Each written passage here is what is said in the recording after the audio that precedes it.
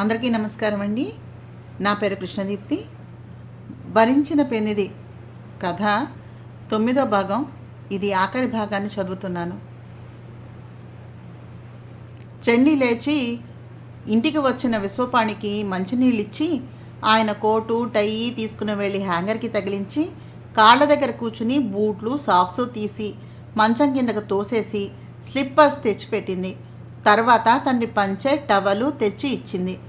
ఆయన బట్టలు మార్చుకున్నాక కాఫీ తీసుకుని వెళ్ళి ఇచ్చింది. ఇదంతా పరంధామయ్య గారి గదిలోనే జరుగుతోంది. అవతలి గదిలో అల్లుళ్ళు ఉన్నారు. యువతల గది అద్దెకివ్వబడింది. కాఫీ తాగి విశ్వపాణి పెరట్లోకి నడవటంతో స్నానానికి నీళ్లు పెట్టింది. ఆయన స్నానం చేస్తూ ఉండగా సబ్బు తీసుకుని వీపుకు రాయటం మొదలుపెట్టింది. ఇవి ఎవరు చేసే పనులు అన్నాడు నవ్వుతూ విశ్వపాణి. భార్య చేసేవి అంది. మరి మీ అక్కలతో ఆలిని కాలేను అన్నావుగా? చండి మీద నీళ్లు జల్లుతూ కొంటెగా నవ్వాడు. అంటే శారీరకంగా దగ్గర కాను అని అంది చండి. చండి ఆశాభంగమైన వాడిలాగా చూశాడు విశ్వపాణి. లోకం మనల్ని భార్యాభర్తలుగా గుర్తించాలని, అక్రమ సంబంధం కాకుండా పవిత్రమైన బంధంతో మన బతుకులు పునీతం అయ్యాయని చెప్పటం కోసం మనం పెళ్ళిని చేసుకున్నాం. ప్రీతి మనల్ని అర్థం చేసుకునే వరకు దూరంగానే ఉందాం. దయచేసి తొందరపడకండి.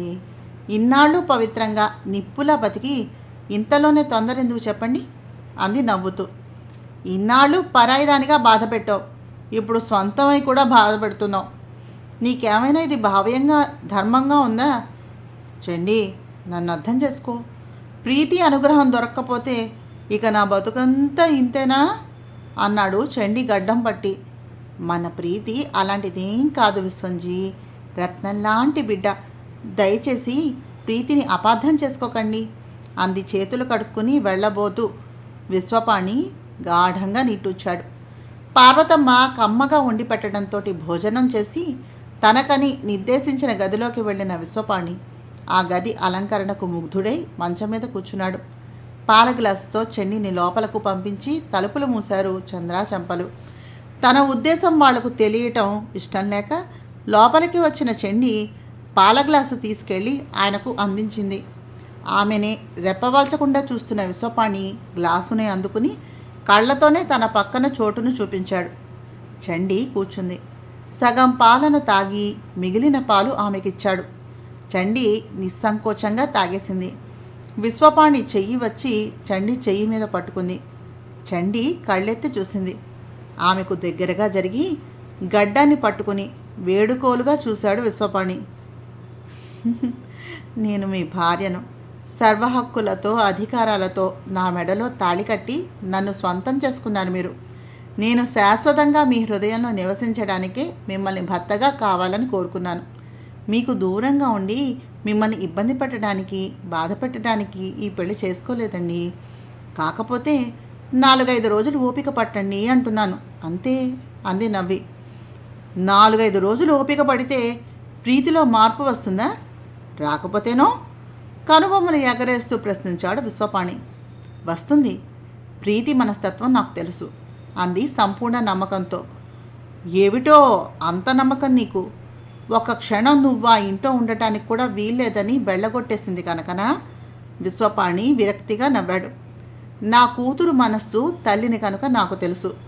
ఎంత ఆపేక్షగా పెంచినా ఆత్మాభిమానం గాయపడటంతో ప్రాణం లాంటి ప్రీతిని ఒంటరిగా వదిలి నా కోసం మీరు వచ్చేశారు అంది చండి గాఢంగా నిట్టూరుస్తూ. ఈ ఇంట్లో చండైనా ఉండాలి, నేనైనా ఉండాలి అని పట్టుపట్టింది. అందుకని నిన్ను తీసుకుని వచ్చేశాను. మనకి ప్రభుత్వ క్వార్టర్స్ కోసమని అప్లై చేశాను.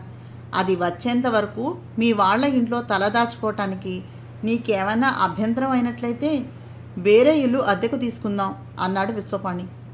చూద్దాంలేండి అంది నిరాసక్తంగా. మనతో పాటే మీ అమ్మా నాన్నగారు ఉంటారు అన్నాడు. అయితే కన్నబిడ్డను వదిలేసి అత్తమామల బాధ్యతలను స్వీకరిస్తున్నారా? నేను ప్రీతిని వదిలేయలేదు చండి. దాని మీద కోపం వచ్చింది. డాడీ అని అది పిలిచినా, ఫోన్ చేసినా దాన్ని క్షమించడానికి సిద్ధంగా ఉన్నాను. దాన్ని చూడకుండా ఉండటం నాకెంత బాధగా ఉంటుందో నీకు తెలియటం లేదు. బలవంతంగా దాని ఆలోచనలు మళ్లించేసుకుంటున్నాను. రేపో నేడో పెళ్లి చేసుకుని అత్తవారింటికి వెళ్ళిపోతుంది. అప్పుడు ఎలాగూ దాన్ని వదిలి ఉండటం తప్పదు. కాబట్టి ఇప్పటి నుంచి అలవాటు చేసుకుంటున్నాను అంతే అన్నాడు విశ్వపాణి. అసలు అక్కడ మీ మావయ్య గారికి ఎలా ఉందో అంది చండి. సాయంత్రం వస్తూ దిలీప్కి ఫోన్ చేసి అడిగాను. ఆయన కోమాలోకి వెళ్ళిపోయారట. రాత్రి గడిస్తే ఇంకో 4-5 రోజులు పర్వాలేదు అనిపిస్తోందని అన్నాడు. రేపు వెళ్ళి ఓసారి చూసి వస్తాను. అది సరే చండి, నాకు నీ గురించి తెలుసుకోవాలనుంది, చెప్తావా? మీ బావలు నువ్వేదో పందెం గెలిచావని పంతం చెల్లించుకున్నావని అంటున్నారు, నిజమేనా అన్నాడు చండి ఒడిలో తలపెట్టి పడుకుంటూ విశ్వపాణి. చండి చేతులు రెండూ చెంపలు కానించుకుని, మీకంత వినాలని ఉన్నట్లయితే తప్పకుండా చెప్తాను అంటూ విశ్వపాణి తల నిమురుతూ తన కథ చెప్పడం మొదలుపెట్టింది ఆయనకు చండి. నాన్నగారికి 2 ఎకరాల పంట పొలం, ఎకరం కొబ్బరి తోట, ఈ ఇల్లు ఉండేవి. వ్యవసాయం చేసుకుంటూ బతికేవారు. అమ్మా నాన్నగారికి 4-5 పిల్లలు పుట్టిపోయాక అప్పుడు మేము 3 పుట్టాం. 3 ఏళ్ళు తేడా మాకు. 15 ఏళ్ళు వచ్చే వరకు మా కుటుంబం బాగానే సాగింది. 21 వచ్చేసింది చంద్రికకు. పెళ్లి సంబంధాలను చూస్తున్నారు. చంద్రిక తెల్లగా, అందంగా, సన్నగా, నాజూగ్గా ఉండేది. 18 ఏళ్ల పిల్లలా ఉండేది. మా పెద్ద బావ కామశాస్త్రికి 38 ఏళ్ళు. అతను మా వేలు విడిచిన మేనత్త కొడుకు. 2 అమ్మాయిలున్నారు. 13 ఏళ్ల పిల్ల, 15 ఏళ్ల పిల్ల. హఠాత్తుగా బ్రెయిన్కి పక్షవాతం వచ్చి మొదటి భార్య పోయింది. అతనికి ఎకరం కొబ్బరి తోట, ఎకరం పంట పొలము, ఇల్లు కూడా ఉన్నాయి. పంచాయతీ ఆఫీస్లో బిల్ కలెక్టర్గా జాబ్ చేస్తూ ఈ ఊరికి ట్రాన్స్ఫర్ అయి వచ్చి ఒక 10 రోజులు ఇల్లు దొరికే వరకు మా ఇంట్లోనే ఉన్నాడు. అతని నాయనమ్మ రక్షణలో ఇంటి దగ్గర ఆడపిల్లలను ఉంచి అక్కను చూస్తూనే కానీ కట్నం లేకుండా చేసుకుంటాను అన్నాడు. 25,000 కట్నం ఇచ్చి మంచివాణ్ణి చూసి పిల్లనివ్వాలనుకున్న నాన్నగారు వద్దంటే అక్క కంటే 18 ఏళ్ల పెద్దవాడు, రెండో పెళ్లివాడు అనే సంశయంతో కాదు అన్నారు. అతను ఇల్లు చూసుకుని వేరేగా వెళ్ళిపోయాడు. మా చిన్నబావ దేవశర్మ అప్పుడు మా ఇంటికి ఎదురుగుండానే అద్దెకు ఉండేవాడు. అతనికి 2 అమ్మాయిలు, 12, 10 ఏళ్ల వాళ్ళు. ఆయనకి అమలాపురంలో ఇల్లుంది. 5 ఎకరాల ఆస్తి ఉంది. మా ఊళ్ళో బీఈడీ టీచర్గా చేసేవాడు. భార్య రోగిష్టిది. అతని వయస్సు 35. వాళ్ళ పిల్లలు మా ఇంటికి వచ్చి జడలు వేయించుకుని వెళ్ళేవారు. తల్లికి ఓ రోజు విందు, మరో రోజు మందు. తండ్రికి అన్ని పనుల్లోనూ సాయం చేసేవారు. మా అమ్మ మిగిలిన కూరలు, పులుసులు ఇస్తూ ఉండేది. మా అమ్మ నాన్నగాళ్ళను తాతయ్య, అమ్మమ్మ అని, మమ్మల్ని పిన్ని అని పిలిచేవాళ్ళు. నాకు 10th పూర్తి అయిపోయింది. అక్కయ్యల్లాగా అంతటితోటి ఆపేయకుండా BA చదవాలని ఇంటర్లో జాయిన్ అవుతానని అన్నాను. నా దురదృష్టం ఏమిటో సరేనని పొలానికి వెళ్ళిన నాన్నగారు పక్షవాతం వచ్చి కొట్టుకుంటూ ఉంటే 10 మంది మనుషులు మోసుకుని వచ్చి ఇంట్లో పడేశారు. అప్పుడు శాస్త్రి శర్మ కూడా మాకు ఆసరాగా ఉండి ధైర్యాన్ని చెప్పి ఇద్దరూ చెరో 5,000 సర్ది నాన్నగారిని తీసుకుని వచ్చి ఇంట్లో పడేశారు. బతికారు కానీ కుంటుతూ అవతలకి వెళ్ళటం తప్ప నాన్నగారు మామూలు మనిషి కాలేకపోయారు. 2 ఏళ్ళు ఆ విధంగా గడిచాయి. మా అండదండలు లేని అసమర్థతను చూసి బకాయిలు పెట్టేశారు కానీ శిస్తు ఎవ్వరూ ఇవ్వలేదు రైతులు.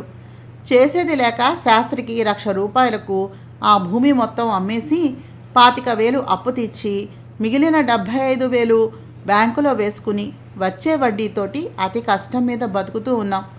అప్పుడు శాస్త్రి మళ్ళీ కబురు పెట్టాడు పెళ్లి విషయమై. అమ్మ బలవంతంతో సరేనని నాన్నగారు 10,000 దాని పేర బ్యాంకులో వేసి 5,000తో బంగారం బట్టలు కొని మరో 5,000 ఖర్చు పెట్టి పెళ్లిని చేశారు. ఒక గొలుసు, చెవులకు జూకాలతోటి కన్యాధార పోశారు. పెద్దక్క కాపురానికి పంపించారు. ఇల్లు మెయింటైన్ చేయడంతో బ్యాంకు నుంచి డబ్బు తీసుకురావటం, పొదుపుగా వాడటం, బయట పనులు చక్కబెట్టడం చిన్నక్క అలవాటు చేసుకుంటే నేను కాన్వెంట్లో జాబ్ చేసి నెలకి 200 సంపాదిస్తూ ఉండేదాన్ని. బ్యాంకు నుంచి తెచ్చుకునే 500కు ఈ 200 జోడించి గుట్టుగా బతికేవాళ్ళం. శర్మగారు మాకు సహాయం చేయటం ఆయన భార్యకు అస్సలు ఇష్టం ఉండేది కాదు. ఆ విషయంలో ఇద్దరూ కీచులాడుకునేవారట. ఆ విషయాలు మాకు తెలియవు. శర్మ మా చిన్నక్కంటే ఇష్టపడి మా పట్ల శ్రద్ధ చూపిస్తున్నాడని మాకు తెలియదు. పెద్దక్కకి పండగ సీమంతం పురుడు అన్నీ అయ్యేసరికి పైన అట్టేబెట్టిన 5,000 హారతి కర్పూరం అయిపోయాయి. చంద్రిక కొడుకునెత్తుకుని అత్తవారింటికి వెళ్ళిపోయింది. 3 ఏళ్ళు గడిచేసరికి చంద్రిక వయస్సు చెంపకు వచ్చింది. శర్మ భార్య అనుమానం పెంచుకుని కోత పెట్టేస్తూ, నీకు చెంపతో సంబంధం ఉందని చెప్పు, ఒప్పుకో, అబద్ధాలు ఆడకు అని భర్తతోటి గొడవ పడిందట. పని మనిషి ఉండగానే ఇక కోపం నిగ్రహించుకోలేకపోయిన శర్మ, ఉంది, ఒప్పుకుంటున్నాను. ఏం చేస్తావే, 10 ఏళ్ల నుంచి పక్కలోకి రాకుండా ఉన్న నీలాంటి పెళ్ళాంతోటి నేనే కాదు, ఏ మగాడైనా పవిత్రంగా ఉండలేడు పక్కదాళ్ళు తొక్కకుండాను. అయినా నిన్ను అన్యాయం చేయలేదు, పిల్లల కోసమని లోకం కోసమని నిన్ను నీ మూర్ఖత్వాన్ని సహిస్తూనే భరిస్తూనే ఉన్నాను. ఇంకా ఇంతకన్నా ఏం చేయను అన్నాడట. నాకు ఇంత ద్రోహం చేస్తావా, ఇంకా నేనెందుకు బతకడం, చచ్చిపోతాను, శని విరగడ చేసేసుకో అని ఏడ్చేసిందట. చస్తా అని ఎన్నిసార్లు బెదిరిస్తావు, చావు, దరిద్రం వదిలిపోతుంది, హాయిగా ఇంకో దాన్ని కట్టుకుని సుఖపడతాను అని కేక వేసి స్కూల్కి వెళ్ళిపోయాట. పని మనిషి పని చేసుకుంటూ ఉండగానే పెరట్లో వంట షెడ్డులోనికి వెళ్ళి తలుపులు వేసుకుందట.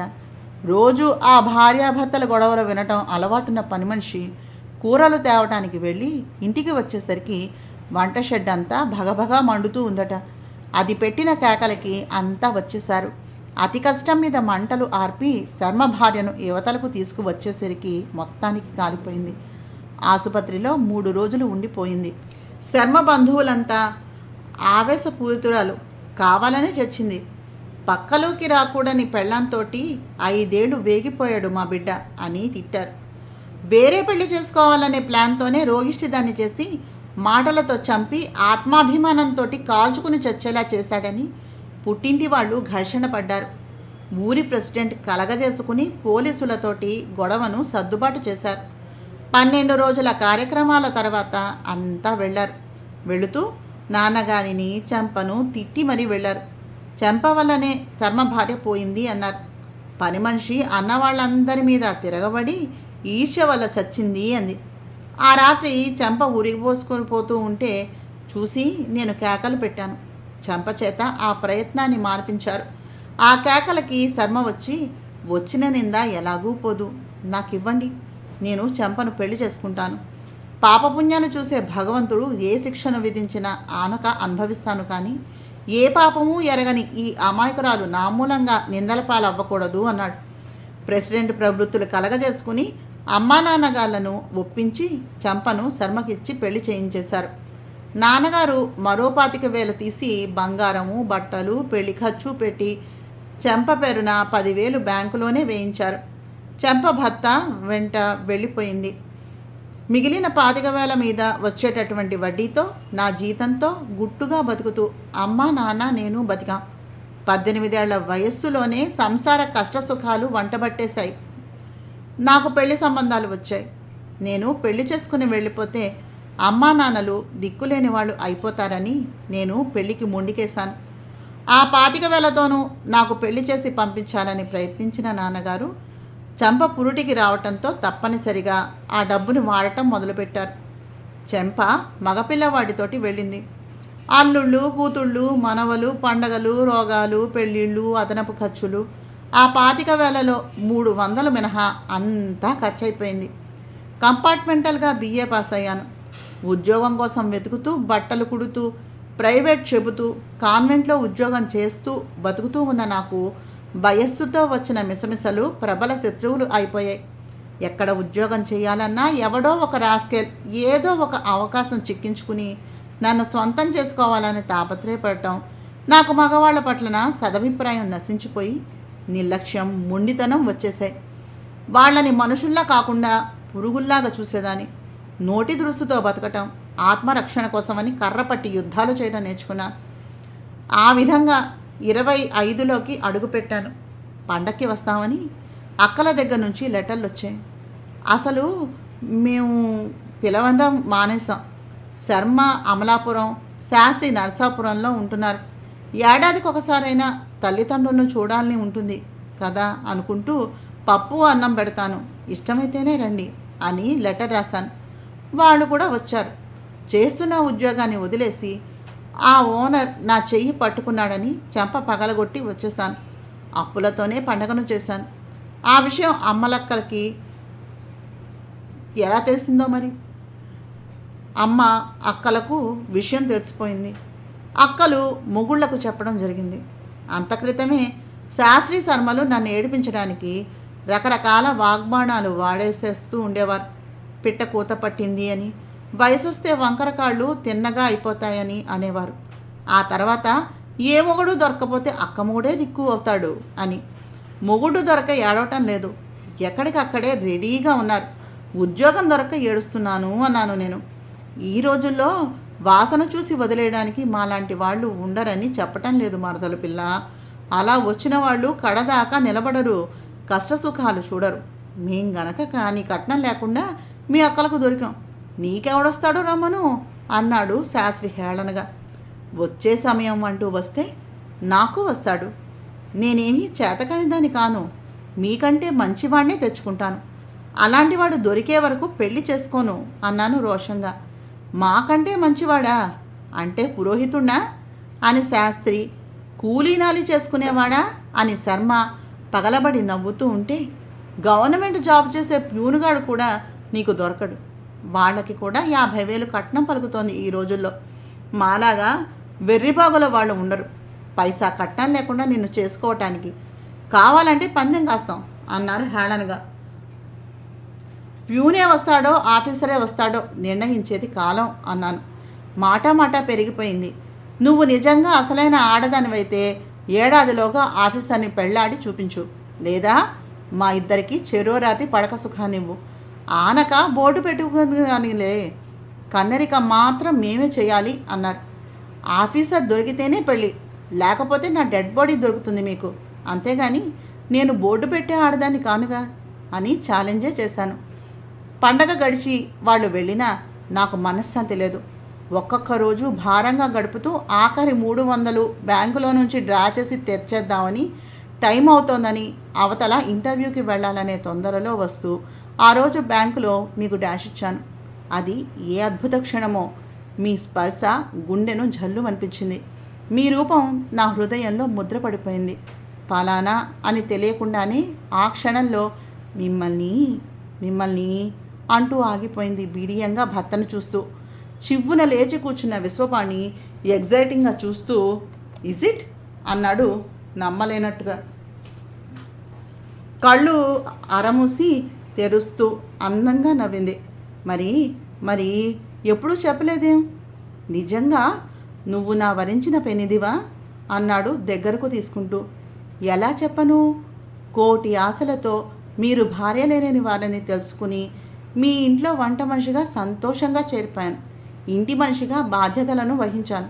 కానీ మీలోని సంస్కారం, అమాయకత్వం, ముఖంలోని స్వచ్ఛత, కళ్ళల్లోని చల్లని నిర్మలత్వం, పవిత్రత చూశాక మిమ్మల్ని పొరపాటుగా ఊహించి స్వార్థపూరితమైన ఆలోచనలు చేసినందుకు నన్ను నేను మందలించుకుని మీ వ్యక్తిత్వాన్ని మూగగానే ఆరాధిస్తూ ఉండిపోయాను.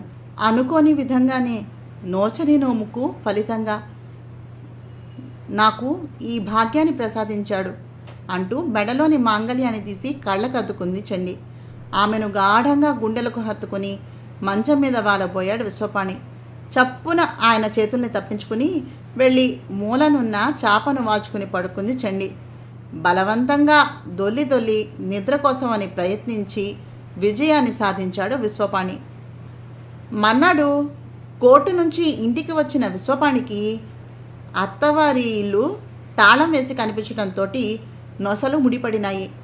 ఉదయం తనని కోర్టుకు పంపే ముందు చండి ఏమీ చెప్పలేదు. ఇలా చెప్పకుండా హఠాత్తుగా అంతా వెళ్ళిపోవటంలోని ఆంతర్యం ఏమిటి? అసలు తన గురించి చండి ఏమి ఆలోచించిందో. బాబూ, జడ్జి గారంటే మీరేనా అంది ఓ ముసలావిడ వస్తూ. నేనే అన్నట్టుగా తల ఊపాడు. మీ అమ్మాయి ప్రీతట చండీ వాళ్ళందరినీ కాల్లో తనతోటి తీసుకుని వెళుతూ, డాడీ రాగానే ప్రీతి ఇంటికి రమ్మంది అని చెప్పండి అని చెప్పి వెళ్ళిపోయింది అందావిడ విషయాన్ని వివరిస్తున్నట్టుగా.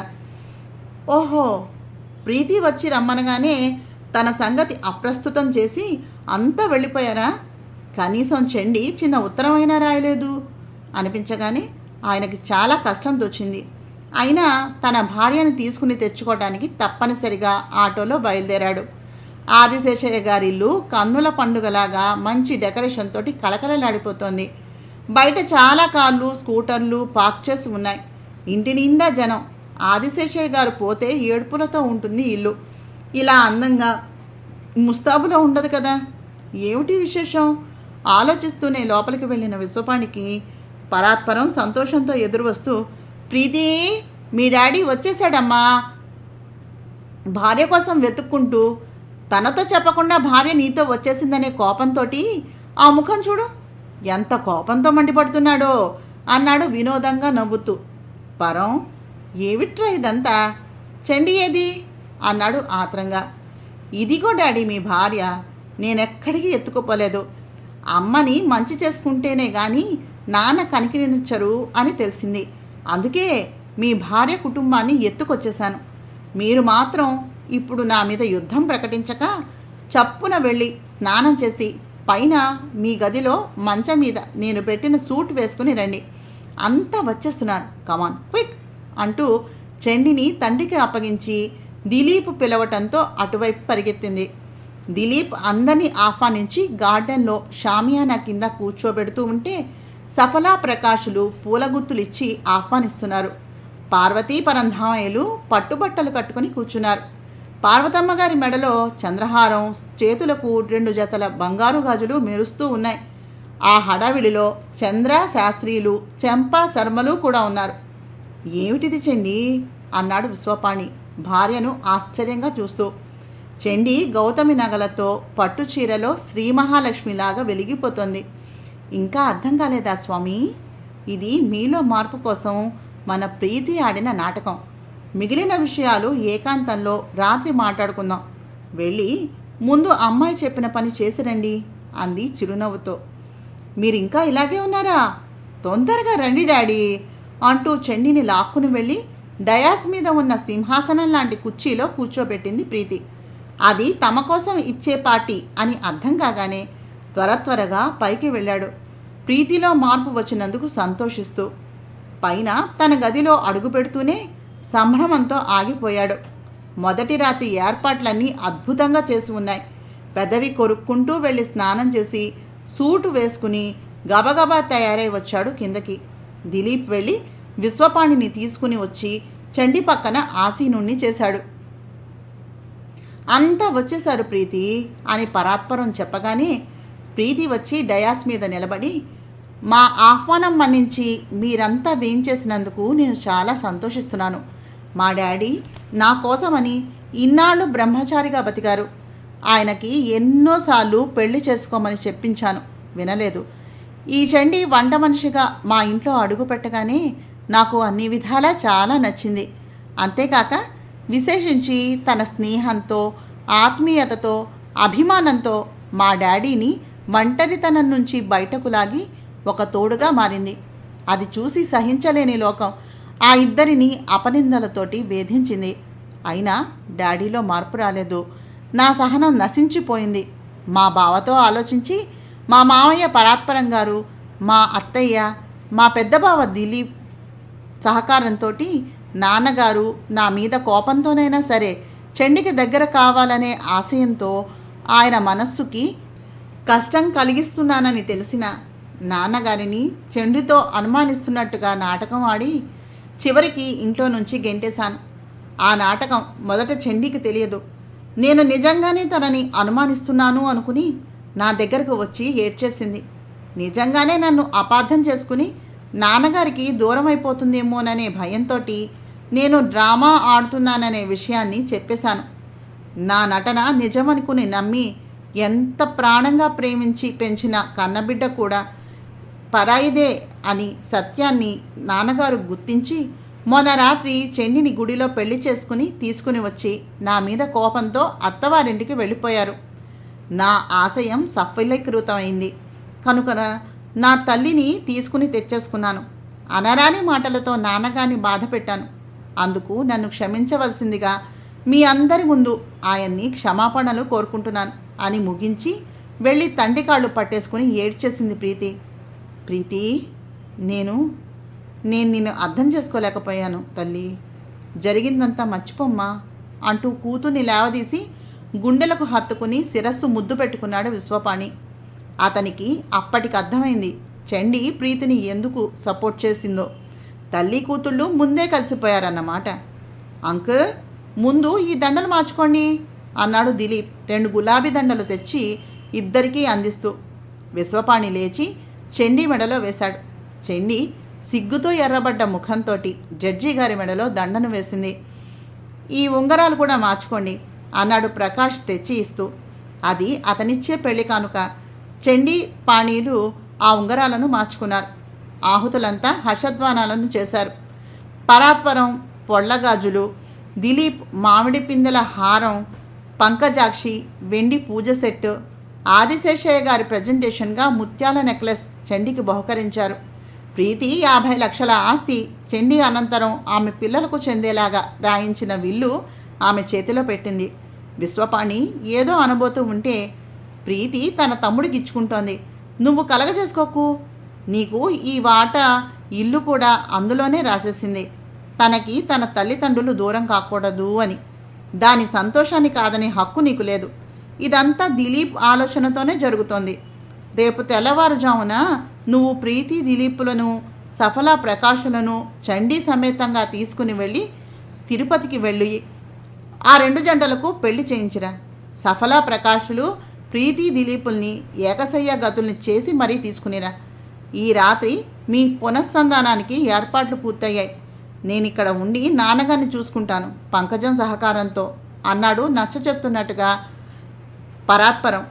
విశ్వపాణి అంగీకారంగా తల ఊపాడు.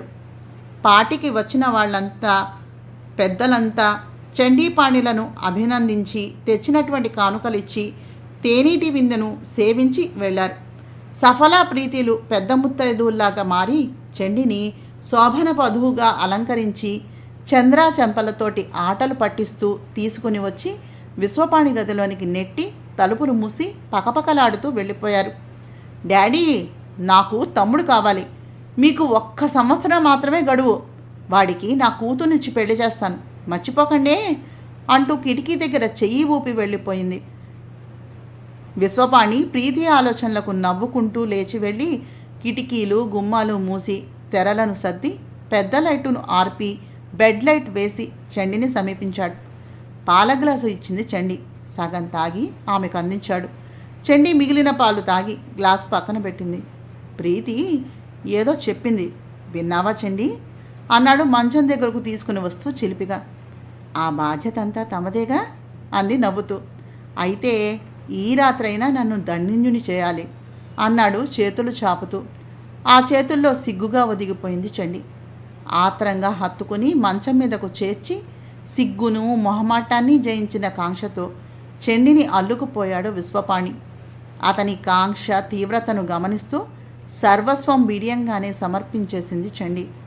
ఆమెలోని కన్నె మృదువులను ఆత్రంగా గ్రోలుతూ చండీ ద్వితీయుడైపోయాడు విశ్వపాణి. అతని బలమైన కౌగిలిలో ఒదిగి పరవశిస్తూ ఉన్న చండి హఠాత్తుగా కెవ్వుమంది.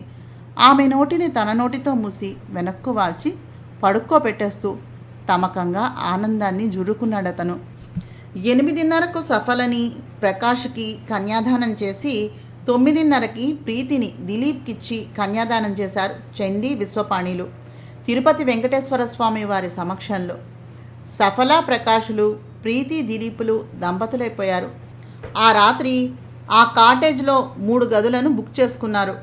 సఫలని ప్రకాష్ గదిలోకి, ప్రీతిని దిలీప్ గదిలోకి పంపి వస్తున్న చండిని అమాంతం బాహువులతోటి చుట్టేసి గదిలోకి లాక్కొచ్చేస్తాడు విశ్వపాణి. ఉండండి, ఒక్కసారి ఆ కొత్త జంటలు ఏం చేస్తున్నారో చూసి వస్తాను అంది బతిమలాడుతూ చండి. నిన్న రాత్రి మనం చేసిందే వాళ్ళు చేస్తారు, అంతకంటే ఎవరేం చేస్తారే పిచ్చిదానిలాగా. నేను స్వర్గం చూపిస్తాను, రా, కమాన్ అంటూ ఆమెతోటి మంచం మీదకు చేరిపోయాడు పాణి. గదిలోకి వచ్చిన సఫలకి కన్ను కొట్టి చేతులు చాపాడు ప్రకాష్. ఆ చేతుల్లోకి వాలిపోయి కోరుకున్న వరుణ్ణి మనసారా పొంది తన జన్మను సార్థకం చేసుకుంది సఫల. ప్రీతిని 2 చేతుల్లోకి ఎత్తుకుని తీసుకుని వెళ్ళి మంచం మీద దించి పెదనాన్నకి కృతజ్ఞతలు చెప్పుకోవాలి ప్రీతి, ఆయన ఈ ప్రపోజల్ తేకపోయినట్లయితే తాతయ్య సంవత్సరికాలు అయ్యేంత వరకు విరహగీతాలు పాడాల్సి వచ్చేది అన్నాడు దిలీప్ ఎర్రని కళ్ళతో ప్రీతిని వాటేసుకుని అనుకూలంగా మార్చుకుంటూ. ప్రీతి చేతుల్లో ముఖం కప్పుకుని వేళ్ల సందులో నుంచి కుతూహలంగా అతన్ని గమనిస్తూ తన కన్యత్వాన్ని మనస్ఫూర్తిగా సమర్పించింది భర్తకు. మీ వాళ్ళు ఉంటారా, వెళ్ళిపోతారా అన్నాడు పాణి. మనం వచ్చే వరకు వాళ్ళకి తోడుగా ఉండమన్నాను. అమ్మ మా ఇంట్లోనే ఉంటాను అంటోంది. మనం వెళ్ళి చూసి వస్తూ ఉంటే చాలట. ప్రీతేమో అమ్మమ్మ తాతయ్యలు మనతోనే ఉండాలి అంటోంది అంది చండి.